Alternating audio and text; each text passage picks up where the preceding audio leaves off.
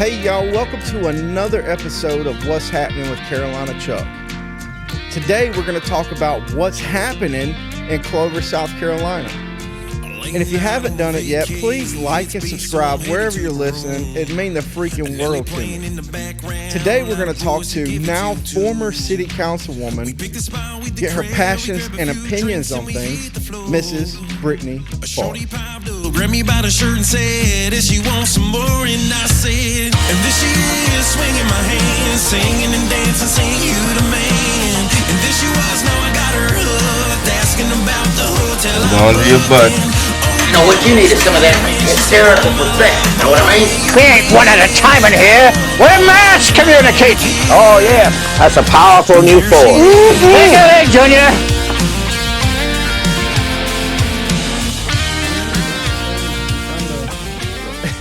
You know, so you're in the news this week. I'm in the news. Yeah. This week, last week.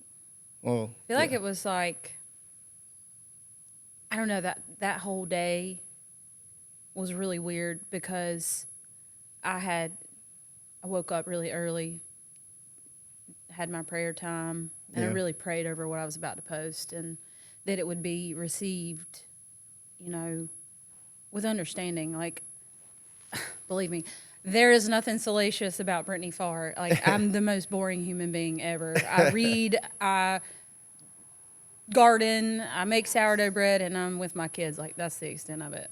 yeah. And then, so I posted it, and then I don't know what the world decided it was going to do, but then all of a sudden the internet went down. Oh, yeah. So AT&T, like a line was Right. cut or something, and it just, I was like, oh shoot, I broke the internet.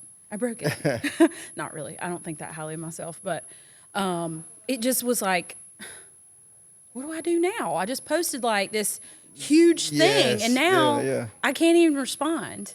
When people say something or send me a message, I couldn't get texts or calls to go out. I'm freaking out about that when I was here. I was trying to get out freaking phone calls. I was like, what? I was like, I just paid my phone bill. What the heck is going on? And then one time they had these towers down or something, and they had me put it in airplane mode. But that's incredible. So the night before you knew you was going to post it, what was that like? Fine.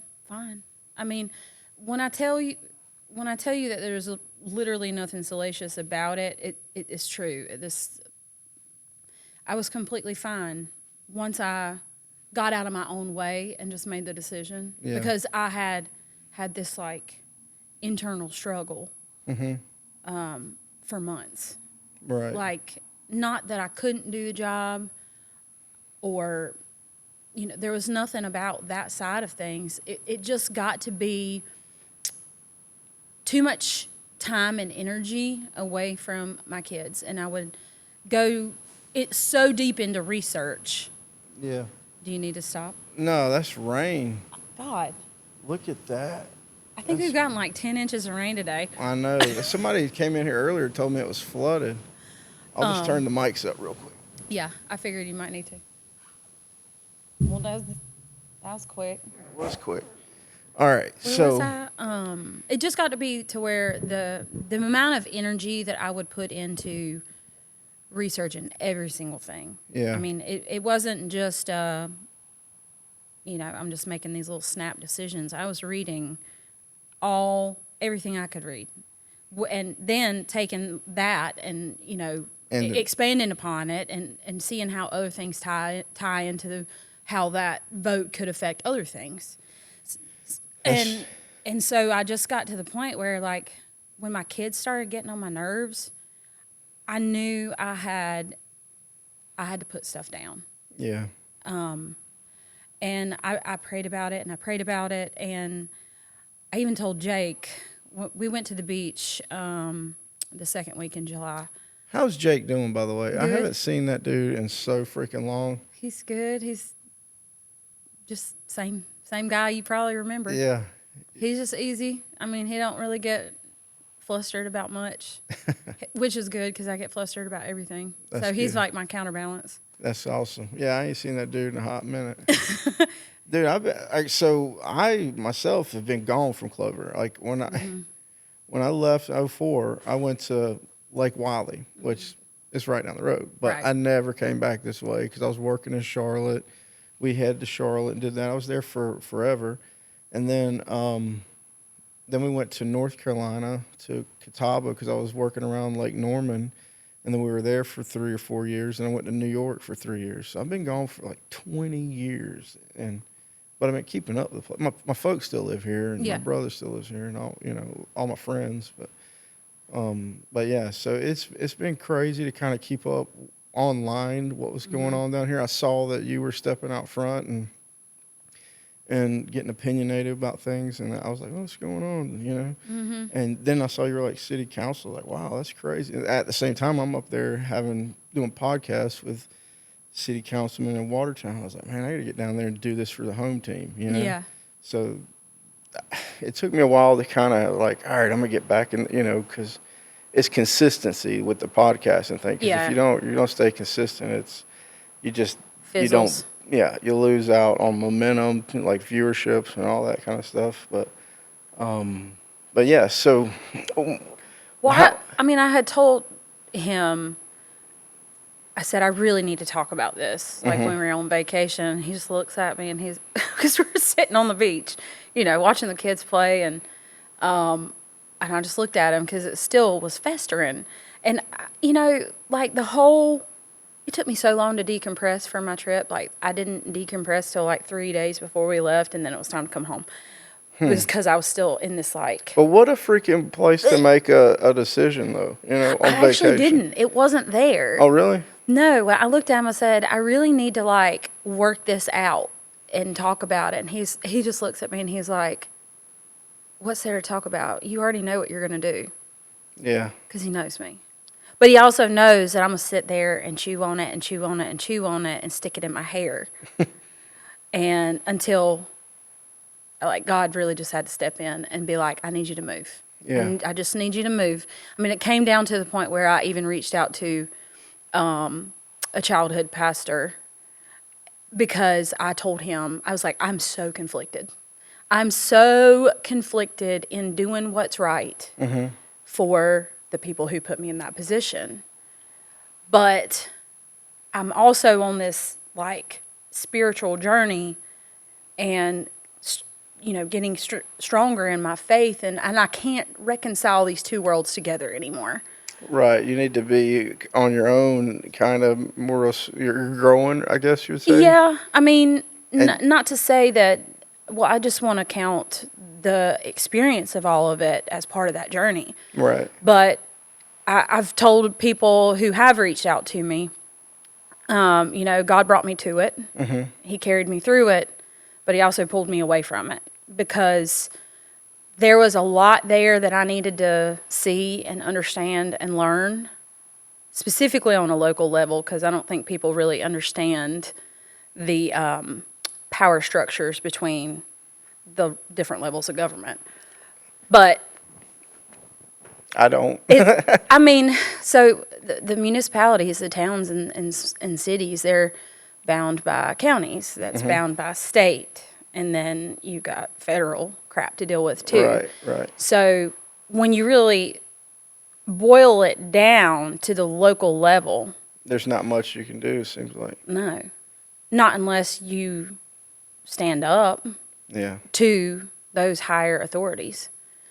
And I just don't see very many people in any small towns willing to do that. Yeah. And I did a lot in Clover, but I've done way more. It's just like I put in that letter, I don't talk about that stuff too openly because I don't want to look like I'm self-seeking. Right. But I did those things to make an impact for everyone. It doesn't matter what your race, creed, gender, religion, it doesn't matter, because if people could put those little boxes aside and realize we're all humans, then, things could be so much simpler. We were given the 10 Commandments and couldn't get that right. and then the Constitution, and we couldn't get that right. And those are two very small documents. Right. And you look at a city ordinance book, and it's this damn thick. I mean, city. Wow. So what inspired you? Like, what was the main thing that you were like, I'm going to go in there and I want to change this. Like, I want to affect this in a direction. I don't necessarily feel like there was things that I wanted to go in and change because Or protect. Yeah, there was things I wanted to protect, absolutely. But mostly, and this is why I get called crazy all the time, is I just see things differently and I read between the lines. And when global things start creeping into your small community, it's just kind of like, whoa, what is happening? Okay. You know, just little small things, they're nuanced. Most people Give me an don't even pay example. attention.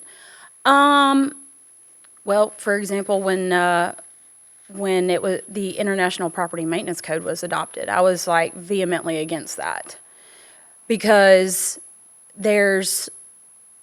and that document, I want to tell you, was over 200 pages, and I think I read through it and looked at it line by line at least twice. And I'm just sitting here highlighting and highlighting. I'm talking like I literally lose sleep over this stuff. Like, That's rough. I don't want to just be like rubber stamp, Right. seal of approval. No. It's like, you sat there and watched me read that. Yeah. I was kind of interested. I was like, okay. Yeah, I'm not going to just sign my name to anything. I just got that off at Etsy this morning. Nice.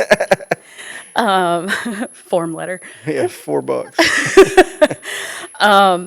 You know, there was so many things in it that I was like, you know, all real property Okay. all real property is, and this was just like a mechanism or a tool, is the way it's always sold to you. It's a tool. It's for everyone's safety, and people will do whatever you say for safety.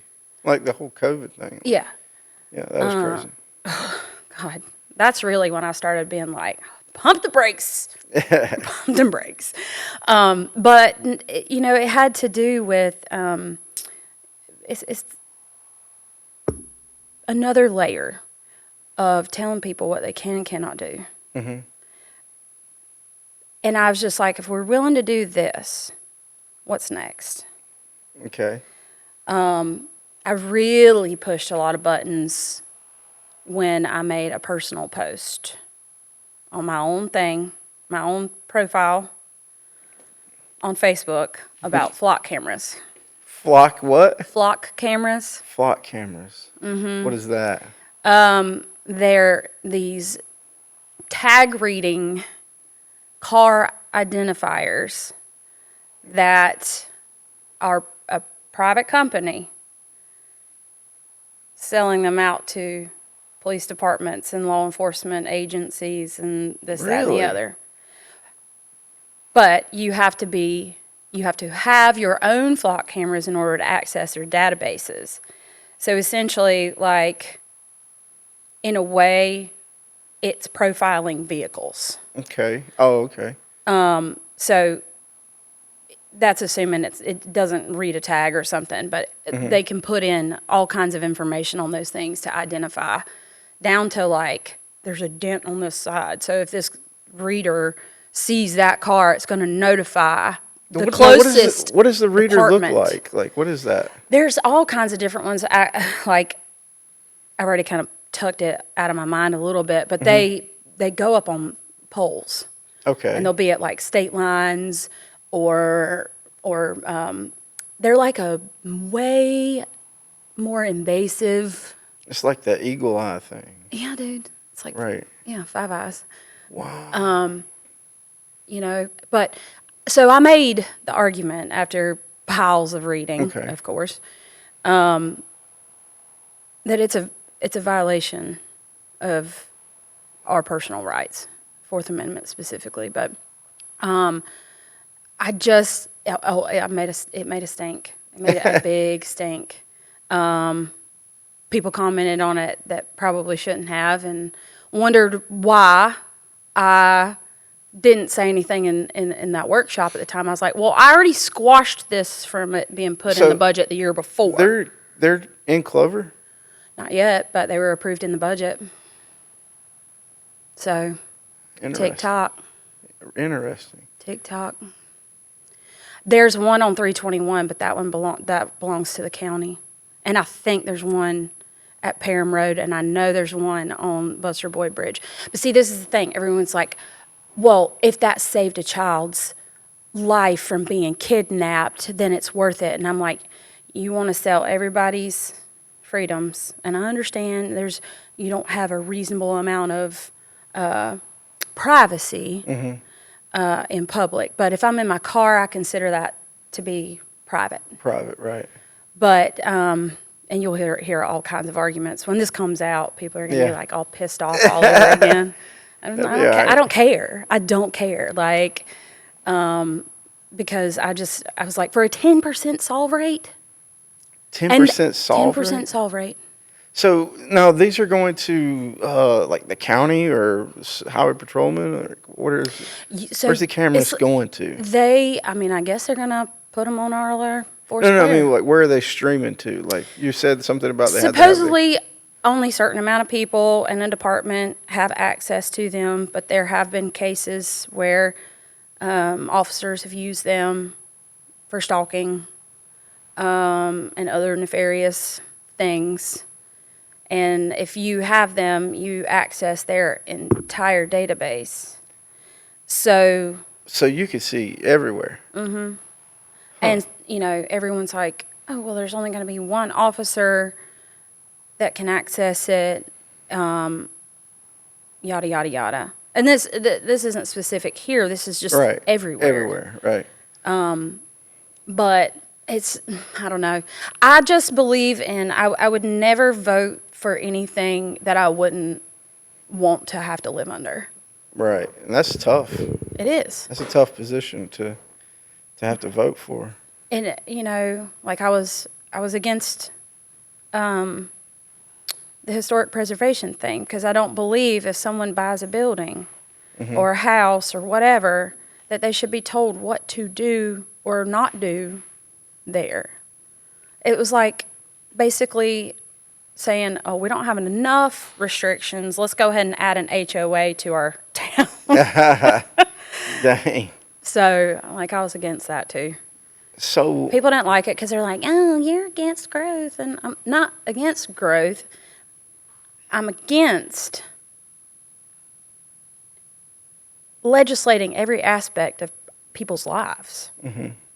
Because at what point is it like totalitarianism? Right. Oh. I mean, other than getting your head cut off or saying something against somebody that may or may not have been true, but the whole thing with the shots and stuff kind of opened up a lot of people's eyes to what was going on, because I was like, I don't even go to the doctor. I'm not getting shots. I'm not, you know what I mean? Like, that's me either. And to go into places, I just won't go. Whatever. It's weird. If COVID proved nothing, it just proved how idiot things can get. Yeah, I crazy. mean, they put bubbles on the floor so you had to go a certain direction. I did not do that. I was going up and down all the aisles any way I wanted to. I would not wear a mask, and if they tried to make me, I was like, well, I guess you're not getting my money today. Right. I don't need anything bad. I was kind of, I wasn't like I'm a little bit of a rebel, but I'd have it around my chin and wait for somebody to say, tell me to put it on, then I'd put it on just because.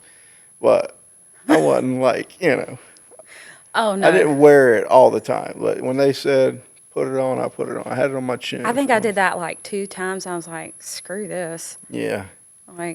And dude, I went to New York, and holy crap, that place was a different experience. Like New York, the place I was at was really cool. It was 6 hours from the city.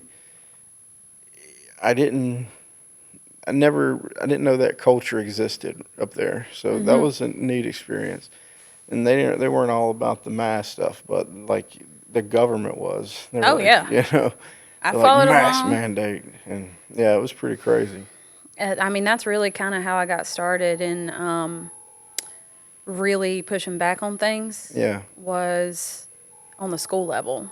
Like, people are like, "Oh, you should run for school board," and I was like, Psh, "Screw that! I'm pulling my kids out." right. And then, at the same time, decided I was going to run for town council, and I was like, "Did I just have a stroke? Like, what is happening?" So what inspired that? Like right off the rip, you're like, all right, this is what I can. Were you working or anything during? Yeah, this is, and I owned a salon, my own salon before COVID. Okay. That totally was a God thing too. I ended up with 3 kids under 5 during that whole thing. And I was doing a rebranding I bought a salon that was existing, Okay. got screwed by the former owner, and then I rebranded. And it was doing good. I was making money, but it's another one of those things. Like, it was just like, no matter where I was, I didn't feel present. I was always thinking about where I wasn't. Right. So if I was at the salon, I was thinking about my kids. And if I was at home, I was thinking about the salon, and then little things that, because, nobody cares about your business the way you do. Right. And to try and put trust in people to handle things while you're not there is really, really, like, that's hard to do. And so when I would get these calls, for dumb stuff, they're like, "We're out of trash bags."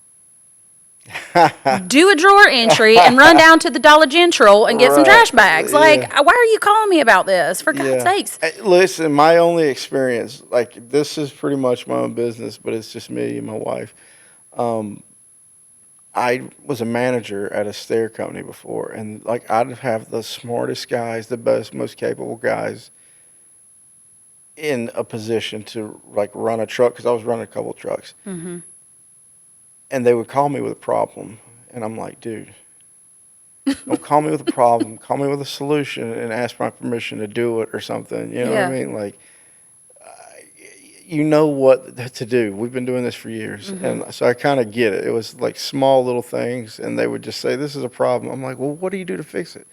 Well, I guess I could shim it or something. I was like, all right, let's do that, Yeah. So, Like, just mundane things. I'll be like, if I get one more call like this today, I'm going to throw my phone like into oncoming traffic because I can't take it anymore. But I ended up, it just was like more than I wanted to do. right. I learned a lot. Okay. And I learned what I didn't want. But so I just closed it up. I didn't try to like sell it or anything Really? like that. Yeah, I mean, I didn't own the building. So Oh, okay. I'm telling you, I went, Jake and I had like a absolute breakdown one night, and I was like, I'm not doing this anymore. And he was like, okay, we're done. And so I just was like, 30 days. I want it done in 30 days. Dang. And we went the next day to the landlord, told him, we really needed to just put our lives back together with our children. And he was like, I get it. Where was He's this like, at? Right here? Downtown Gastonia. Downtown Gastonia. Oh, downtown Gastonia. Yeah. The cool town, right? It's better now. Well, better now. Yeah. Part. Yeah, okay. All right. But yeah, so he got it. He let us out of our lease. And then I helped all of my employees find jobs. And 30 days later, done. Wow. Sold off all the furniture that I could. We just rented a storage unit right here at Pack Rat. And tucked it all in there. But then I went to work part-time. I rented a room at a salon. That was my favorite place I've ever worked. Ever. Where was that? Sugar Salon and Spa. It's right near the Shield Museum in that business park. Oh, yeah. Beside the library. The owner there worked at a place in Belmont that I had worked for several years. And she had ventured out, got her new place going. And so when I started working with her, like, she really helped me heal from all that. Shout out Kim, if you ever see this. And I love her to death. Like, she would ask me questions, and we just kind of bounce ideas off of each other. But I was like, "You in the driver's seat, honey. I'm just paying you rent." But it was great. But I actually left my career and retired 3 months ago today. So wait, all right, wait. When you left, what was that? When was that? May 11th was my last day. You just said I'm done with hair. I don't do hair. I did skin. Oh, So facials, waxing, all that Oh. stuff. Yeah. 15 years, I walked away from it because I initially thought that if I walked away from that it would make things a little bit easier and I'd just slide one thing off my plate. Turns out it just wasn't quite enough. dang. Yeah. And how old were your kids then? My oldest is going to be a teenager next month. Wow. He will be 13. My daughter just turned 10 on August 2nd. Happy birthday. And my youngest little guy, he will be 8 in October. So they stair step. Yep. Oh, yeah. So I've got a 20-year-old. I know. And then I've got a about to be 16-year-old, a 13-year-old, and an 8-year-old. Heavens. I got 3 girls and then my boy. Oh, heavens. Yeah. I bet he's all boy, too. Oh, yeah. Oh, yeah. This kid's awesome. Like, it went from my girls were being, like, they were my homies, you know. We were fishing, all kinds of stuff. Now they're teenagers, and I barely get to talk to them. But now my dude, though, oh, man, anything I want to do, anything, like, I like, he likes it. I like what he likes now. My favorite thing he says is, like, he'll say something. He's like, right, Dad? I'm like, yeah, right. He goes, everything he says, he'll say, whatever. Right, Dad? I'm like, yeah, that's it. so sweet. But, yeah, so what inspired the town, the government stuff? Like, because I went back and looked at some of your Facebook stuff. There's a lot of Trump stuff going on. So was that around about the time when you got inspired? He was part of it, but it ultimately came down to a podcaster. Really? Yeah. I found this woman. I don't even know how I found her. Actually, I think it was on Telegram. Are you familiar with that app? I did have it. Yes, kind of. Yeah. It's kind of like chat rooms. Yeah, and different channels. The boxing gym I was in, they were posting their sparring videos to it, and that's the only experience I had with it. But it was weird. It took Yeah. me a while to figure out how it works, and now Yeah, I I just deleted could it. do I was it in like, my I sleep. don't get So her name is Tori Morris, and her podcast and all of her channels is Tori Says. TORESAYS. She's Okay. got a website and all these things. But she's basically former intelligence community. Actually worked under John Brennan, John Brennan. the head of the CIA. Oh, yeah. I was like, I know Not that anymore, sounds thank familiar. God. Okay. He's a devil. Right. But when I came across her and I started listening to her, and there was like this whole community around it. And so I started reading through her post, and then I went to her website, and I started reading all these articles that she has. And it's just like, she's a whistleblower. Oh, okay. And her thing, she always says, like, I don't exist. Like, it's like she was a spook. You know? Right. Okay. So she helped with rigging elections in Ukraine. And when she saw that the plan was for that to happen in America, she was like, oh, hell no. Oh, wow. And there's a whole affidavit with everything she knew about how it was done, where it was being done, through primarily through the election machines. Is she still active right now? Oh, okay. yes, sir. Let's check this Yes, out. sir. I can send you some of her stuff. But so I got really active in, there's different state groups. Every state has a group. Even some of the Commonwealth countries and even other countries, they have their own little groups too because they listen to her and they're trying to implement, the things that she's worked on for America in their countries. And I just went like, right down that rabbit hole, all the way down that rabbit hole.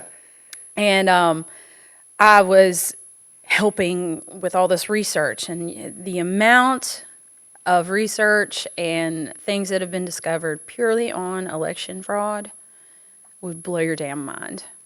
And it makes people uncomfortable because those two sides, it's just flipping a coin. Right. The Democrats did it. The hanging Chad days in the early 2000s. And it's just, so they sit there and they want to point fingers at each other, but they're both doing the same stuff. Did you see something like that made you kind of lose Not faith locally. in what you were doing?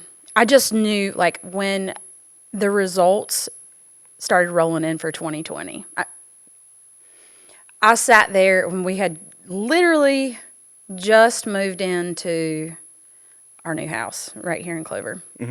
And I sat there and was like, they called it for Roy Cooper in North Carolina. And I keep up with North Carolina stuff too because I worked there.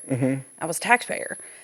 So I kept up with things going on there too. But when they called it for Cooper, like after all the crap that they did to North Carolina with the mandates and stuff, I was like, there is no damn way that man just won governor again. There's no way. There's no way. And I just sat there in my living room, spooning my big old Labrador, crying because I was like, it's over. Watch it. Watch something happen. And then everything flipped overnight while we were sleeping. So I went through that. And Tori, I'll go back to her. So she was the reason that I felt inspired to run. Like, she was like, take over your city councils, take over your school boards. This stuff has to end, and it has to end now. She's like, we've got to fix the machines, but we've got to try to get good people in there first. Right. And I never stopped trying, even while I was on council. Better yet, I was sworn in immediately because I was filling a seat. And then, so that was in November of 2021. And in January, my friend called me. And she was like, I'm doing a pro se lawsuit. I was like, on what? She's like, we're going to go after this state. We're going to challenge the elections in this state. And I was like, oh, hell yeah, let's go. So we did our lawsuit, pro se, no lawyers. We did all the research. We wrote it and filed it in York County first. Yeah. And then because we were suing the governor and the South Carolina Election Commission, a whole bunch of mumbo jumbo happened in York County, and so they were like, because of who you're suing, this needs to be heard in Richland County. So we had to refile everything. Took 9 months for us to get a roster hearing. 9 months. And then we went to that roster hearing. It ended up turning into a motion hearing like 2 hours later, and I had a council meeting that night. Oh, wow. I was freaking out because nobody knew where I was. I didn't tell anybody. I was like, because I told her. I'm going to sue the governor. Yeah, I mean, how do you tell that? I'm running late. How do you tell people that? So I did it, and I even told my friend, she's like, you don't have to if you don't want to. I know you just started your council stuff. And I was like, you know what? I don't care. I don't care if this affects me in this seat now. I don't care if it affects me being reelected. This is bigger. This is bigger. And this is for everybody in this state, not just for Clover, not just for me. It's for everybody. And so, man, oh, God, that was the scariest day of my life. Like, so seriously. What happened? So we had like 3 hours to kill. So we went and got some food. Then we went to the Richland County Library. because we needed a place that we could spread out all our stuff and strategize in 2 hours. And who was all with you? What was your team there? So there was me and 6 other people, all of us in York County. And we all had met through listening to Tori. Really? Uh-huh. Dang. Yeah, it's wild how things just kind of pull people together. Yeah. But so I'm in the middle of like making an argument. Mm-hmm. And I should have been looking at the judge, but I was so pissed off at the attorneys for the election commission because they thought they had us. Mm-hmm. They thought they bested us. And I am just sitting there and I start looking at them as if I'm talking to them. Or the bailiff starts coming in on me. Oh, yeah. And I was like, I froze. And the judge looks at me. This judge also was like Clifton Newton, the Murdaugh trial wow. judge. His daughter Oh, wow. was our judge. So he starts coming in on me. And I'm just like, shaking. And so the judge was like, just keep addressing me. Just don't look at them. And I could feel my eyes welling up with tears, and I was trying to will it away. Yeah. Well, I blinked, and my contact fell out on my paper. No. I was like, "Are you freaking kidding me?" So I recovered, but I couldn't wait to get out of that courtroom. God. And then, like, shot back up here? a week, yeah. I mean, I told Tracy, I was like, I need you to haul ass back to Clover, and I made it back with time to change. I had my packet with me just in case. Mm-hmm. But I made it back from Columbia with 30 minutes to spare. Wow. Dude, it was crazy. Anyways, McMaster ended up getting dismissed, of course. And they, what's the word? I don't know why I'm drawing a blank on this word. But anyways, it fizzled out. And they basically told us that we didn't have standing. Which is the same thing that they did to President Trump. So if the freaking president doesn't have standing to challenge election fraud, how do the people? Does, right? Who does? Exactly. Right. That's the $1 million question. And the machines they weren't certified. They're supposed to be certified. The HAVA Act, that's a pipe dream. It's all disguised to make it look nice and safe and all the things, but you can't verify how your ballot was cast. Once it goes in that black box, that tabulator, they can do whatever they want with it. Man, that's crazy. And there's a lot of people talking about that. And I've never been, because I've always felt like, I mean, I'm probably wrong, but I always felt like no matter what, we're paying taxes to the same people, like you were saying earlier. It's just a flip of the coin. I was like, really? So I never really thought about getting involved until, like, recently. I started seeing things, and I'm like, I don't know. It's just, I'm starting to follow it a little better. And that's a good thing. I think that's probably one of my biggest grievances with the time that I was on council is there's so many keyboard warriors. There's so many, but none of them show up to those meetings. They don't come tell me it to my face or put it on the record. Yeah. So we can sit here and complain and bitch online, but when it really comes down to doing the hard stuff, showing up, putting in the work, they won't do it. And then when you are someone who is doing all the things and researching and reading, and when you get lumped into they, ooh, nothing burns me up more. Nothing burns me up more. I take huge offense to that because I'm like, they, nothing. Look how I voted. There it is in the minutes. It's weird that I'm taking it you're not Democrat at all.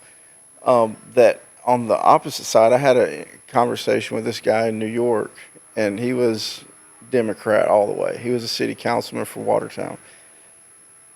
The weird thing is both of y'all seem super passionate, and his was obviously a little different direction, but But he would sit there. They would rush him. He would sit there and read pages and pages, and they're like, and it was just. He seemed like a, I never really was like, Democrats are cool or whatever, but he seemed pretty cool. I mean, I took away a little different perspective on how he was approaching things, and that's why I was like, I like talking to city councilmen. You know what I mean? Mm-hmm. They know some things outside of the little normal citizen thing, but they're still right there. Well, we're the ones we literally are closest to the people. Yeah. I mean, okay, yeah, you've got your House reps and your state senators or whatever. But that's not. But that's not close enough. Their Right. districts are huge.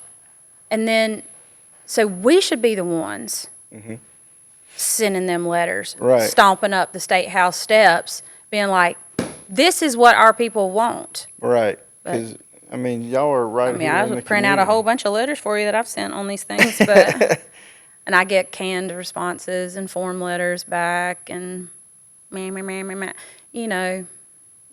Even as someone who was in an elected position, Yeah. I couldn't. So when you got elected, But I don't do this with them. rubbing elbows, yeah. I'd rather chew glass. So you got elected, but you said it was filling a seat though. So how did you run against someone? No, he had vacated his seat because he moved out of city limits. Oh, So, dang. yeah. So when I decided to run, I was like, let me just wet my feet with the 2-year thing. Yeah. And then run again if I want to. Yeah. And this is 4 years, right? So you did. Almost. Like if I would have made it to November, the end of this year, it would have been 4 years. Yeah. Now, So there's you- 2 years left on my term, technically. So you left at this specific time because I was trying to read the thing. That way there's no interruption or something.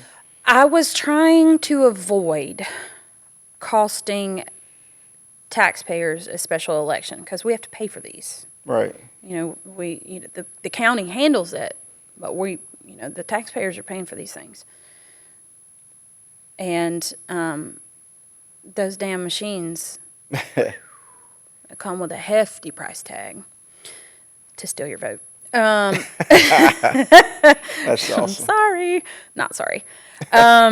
But so that was my intention was to let it go as easily and as stressless as possible. Like I didn't want to cost taxpayers money, because they're the ones that put me in that position, and so that was like the only thing I really, really was adamant about. And then, so I sent my letter on the 29th of August. Come to find out, that was the last day I could have done that to have the election included with the general election. Now you tell me that ain't God, because I couldn't have planned that out if I wanted to. Wow. After sweating it, crying, praying, all the things, I was like, I woke up that Sunday morning and I read Proverbs 31. Because when I had spoken to the pastor, he had encouraged me to read Proverbs of the day. Well, after I'd spoken with him, that day didn't work. So I was like, let me just rest. Let me just shh my mind. And then I came back to it. And I opened it up on the, no, I didn't open it up. Actually, I saw a TikTok that was talking about Proverbs Really? 31. And then I went and read the full verse, and I was like, holy crap. And I was like, that's it. I'm out. After the pastor said something about it, dude, I am telling you, like, when you would say something and your phone would listen to you? Like, it's getting to where I'm thinking something, and then just me, a personal thought, I open up my phone, and there it is. And I'm like, That's a real thing. weird, right? And then it happened 2 more times, like, consecutively, and I'm like, that's coming out of my head. Like, I never vocalize it, never do anything. I'm just thinking about a certain thing, and then boom, there it is. I'm like, I don't know what that is. That's getting kind of weird.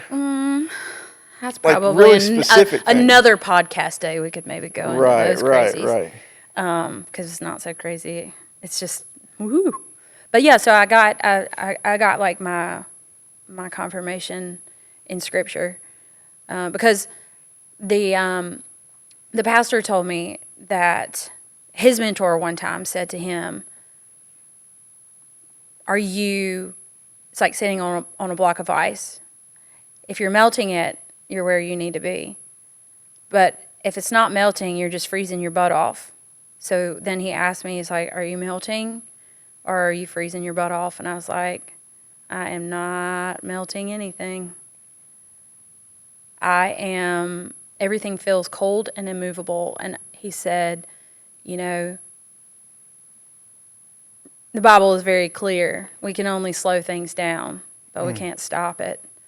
And I was like, well, then maybe I've done my part. Maybe I've done everything I could. I've said all the things that I could say. I've read all the things I can read, and I've learned a lot. I learned a whole lot about stuff. But I think my direction now needs to be at home because my one desire out of my life was to be a mom. And I'm estranged from mine, so it's one of those things like I don't want that space between us to where we can't grow together, learn together, love together, and forgive. I don't want my children to resent me. I don't want them to look back one day and be like, well, your nose was always in the papers or in your phone or this, that, and the other. Dang, yeah, I get that. I get that big time. Because, I pull some hours and then, They're only little for a while. Yeah. It's rough. And so, I mean, when everything, like my resignation letter flowed out of me in minutes. The announcement flowed out of me. I wrote it while I was getting my hair cut. Really? I've been using ChatGPT for stuff. I'm kidding. I read it and I was like, that's pretty good. If I would have wrote that, it would have been AI all day. I mean, look, AI is a weird thing. Like, it is. I'm letting it do this art stuff, and it's terrible. It's scary as hell. Yeah. But, like, for certain things, I do utilize it. I mean, it's a tool. But, like, people that are going on there and, like, tell me about myself and acting like it's a friend and stuff, I'm like, stop. You're making it sentient. Yeah, that's kind of weird.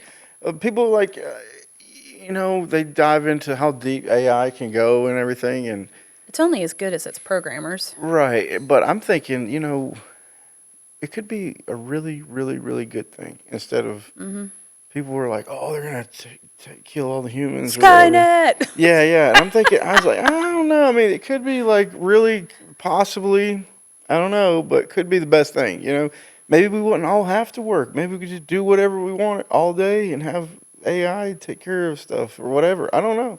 Man, that would be so boring, though. Can you think about how lackadaisical skills would become? Yeah, but think about...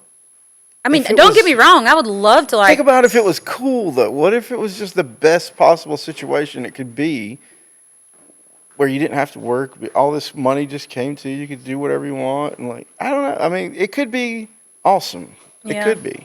I don't know. It could be. I don't know.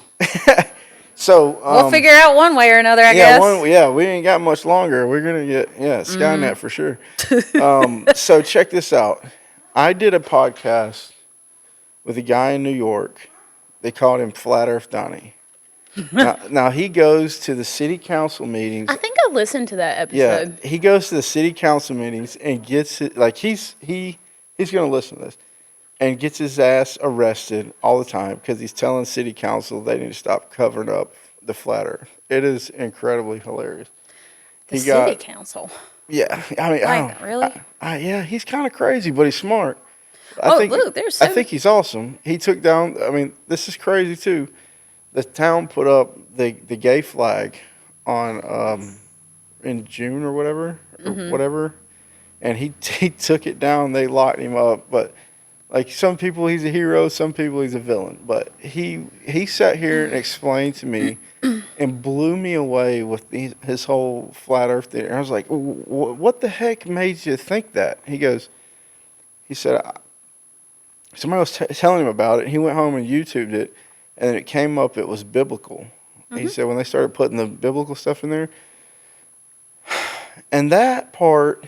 It's set on the foundation and the firmament. Yeah, that part kind of stuck with me. I'm like, I am totally on the fence. Like, not, I'm not a believer, but I'm interested. You know what I mean? But well, I mean, here's the thing. Like, I don't want you to go too deep into it. No, I don't have that much. I actually have a different thought. That's fine. I actually think we're more shaped as a torus, and just what we can see is a level plane and what we're allowed to be in. So if you think about energy, it's infinity. It recycles itself. So it would kind of lend credence to flat, donut, and hollow earth theories. Not so much heliocentric, but I don't know. I'm just open. Yeah. Did that come from? I just don't think we're on a freaking ball flying around the sun. No. Right. Did that come from Tori? I kind of stumbled upon it before she talked about it. Oh, okay. So she has talked about it. Interesting. You have to really pay attention to her shows because she drops so much information. You're just like there goes my brains into the windshield. Yeah. So I mean, it's not just casual listening for sure. Yeah, you gotta sit down with a paper and pen. It's a university. We call it Torrey University. Really? Yeah. But so where did you first develop these opinions really quick on the flat earth or the just the reading. non-globe? Just reading, being interested, just wanting to be open to not everything that I learned was all the truth. Right. I think that there's mostly lies and some truth thrown in there to kind of make us all confused and crazy and fighting each other. So I'm just open to information. And I think if you are not open to information and you're so dead set in your whatever belief, it doesn't, pick a box. Like I said, everybody's in a box. Right. Some of us are in multiple boxes and we just can't get out.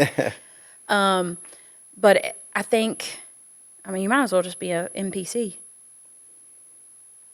Yeah. If you can't have an original thought and you're just going along with what everybody says just so you don't ruffle a feather, that's boring. Yeah, and that's what I like about this, because sometimes I'll have somebody like the guy I was talking about, a full liberal Democrat, and I'm like, oh man, what are we gonna do here? And I get something of value. I learned something. I open my mind to what he's talking about, and all kinds of other situations too. And that's what's cool about podcasting, because you actually I cut my phone off for an hour, and we sit here and have a conversation. It's real, face to face. And you get some real information. You know what I mean? But yeah, we're gonna close this up because I gotta edit all this. But I appreciate you coming on and hanging out with me and answering a few questions. We're going to try to get the audio out by the morning, and the video will be a couple of days. And I'm going to keep this thing rolling. I think I got the mayor coming on, so we're going to talk about. Oh, Bo's coming in? Yeah, so we're going to talk about that should be fun. Talk about some racing and stuff or something, whatever he does. Racing. Talk about his crazy. All right. Thank you very much. Thanks.